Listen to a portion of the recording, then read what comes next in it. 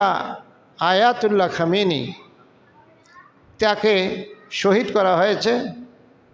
তার মেয়ের জামাই, তার পরিবারের আরও অনেক সদস্য একই সাথে তারা যে প্রাসাদে ছিল ওইটা বারবার 40-এর অধিকবার বোম্বিং করা হয়েছে, যাতে বাংকারের ভিতরে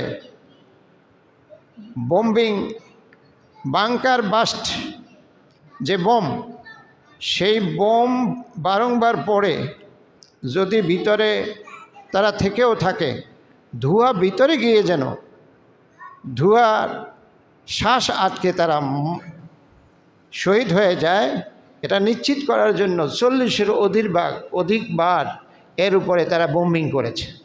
এরপরে তাদের মৃত্যু নিশ্চিত করেছে। ইমামকে পরামর্শ দেওয়া হয়েছিল, আপনার এই ভবন তো টার্গেট, শত্রুর টার্গেট, আপনি এখান থেকে অন্য জায়গায় সরে যান।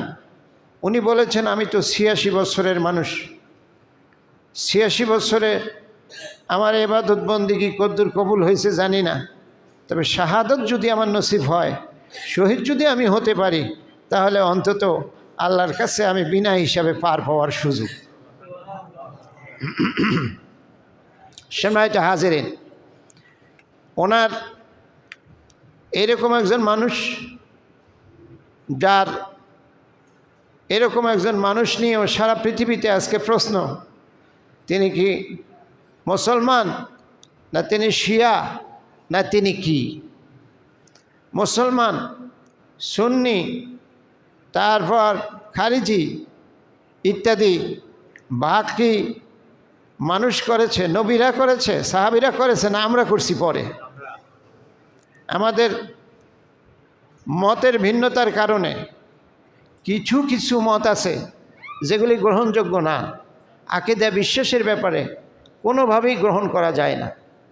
কিন্তু এমন মতপার্থক্য যদি থাকে যেই মতপার্থক্যগুলি ঈমানের সাথে সম্পর্কিত না, যেগুলি সুন্নাত ওয়াজিব মুস্তাহাব কিংবা ব্যাখ্যা বুঝের অভাবের কারণে ভিন্ন মত হয়, ব্যাখ্যা বুঝের অভাবের কারণে ভিন্ন মত যদি হয়, তাহলে সেটা ভুল হইলেও আল্লাহ মাফ করে দিতে পারেন, কারণ উনি ব্যাখ্যাটা ওইভাবে বুঝছেন, ওইটাই ওনার কাছে হক মনে হয়েছে।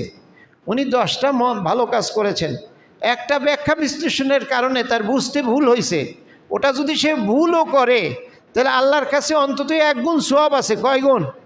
ভুল করছে তারপরও কয় গুণ? কারণ সে ভালো মনে